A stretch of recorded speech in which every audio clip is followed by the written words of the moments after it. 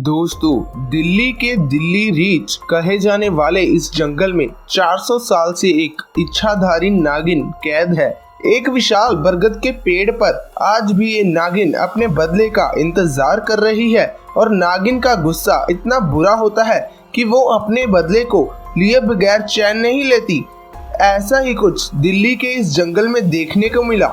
बताते हैं कि आज से करीब 400 साल पहले राजिंदर का पूरा परिवार, जिनमें राजिंदर और उसके भाई और राजिंदर के माता पिता दिल्ली में रहते थे, एक दिन राजिंदर दिल्ली रीच के नाम से जाने जाने वाले अपने 3 दोस्तों के साथ घूमने निकले, क्योंकि यहाँ कई ऐतिहासिक किले हैं। उसी जंगल में एक बरगद के पेड़ के नीचे एक इच्छाधारी नागिन अपने नाग के साथ रहती थी। उस दिन उस नागिन का नाग उस किले के पास ही था जहां राजिंदर अपने दोस्तों के साथ घूम रहा था। नाग को देखकर राजिंदर और उसके दोस्त पहले तो डर गए, फिर पास पड़े कुछ पत्थरों से उस नाग को मार डाला। राजिंदर तो शाम होते ही अपने दोस्तों के साथ घर चल दिया, परंतु नागिन अपने नाग को ढूंढते हुए अपने मृत नाग के शरीर के पास पहुंची तो उसके क्रोध का ठिकाना न रहा। कहते हैं नागिन अपने मृत नाग की आंखों में देखकर उसके कातिल का पता लगा लेती है। नागिन को राजिंदर और उसके दोस्तों के चेहरे नाग की आंखों में साफ साफ दिख रहे थे।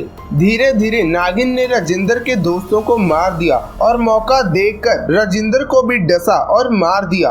पर उसके बदले की आग यहीं ठंडी नहीं हुई। उसने राजिंदर के भाइयों को भी मारने की ठान ली और उसके सबसे छोटे भाई को मार दिया। अपने दोनों बेटों की मौत पर राजिंदर के माता पिता बहुत डर गए, क्योंकि अब उनकी एक ही संतान बची थी और सांप के द्वारा बेटों की मौत से वो ये तो समझ गए थे कि कोई सांप उनके परिवार को खत्म करना चाहता है। उस समय शंकर स्मार्ती नाम का सपेरा बहुत ही ख्याति पाए हुए था। उसे कई वेदों का भी ज्ञान था। राजिंदर के माँ बाप अपने उस बेटे को साधु के पास ले गए और पूरी बात बताई तो शंकर बाबा अपनी विद्या के द्वारा पता लगाकर ये बोले कि तुम्हारे बेटे राजिंदर ने एक नाग को मारा था। अब उसकी नागिन तुम्हारे वंश को खत्म करने पर तुली है। अगर तुम अपने बेटे को उस नागिन से बचाना चाहते हो तो तुम्हें मेरे साथ एक काम करना पड़ेगा। उसके बाद वो उस बरगद के पेड़ के पास चले गए जहां वह नागिन रहती थी। बाबा ने उस बेटे को उस पेड़ के पास बिठाया और महामृत्युंजय का मंत्र जाप करने को कहा और खुद नागिन के इंतजार में पास की झाड़ियों में ही छिप गए। जैसे ही नागिन राजिंदर के भाई को मारने आई तो उस बाबा ने गरुड़ा मंत्र का जाप करते हुए उस नागिन को बरगद के पेड़ में ही कैद कर दिया। इस प्रकार राजिंदर के भाई की जान बच पाई।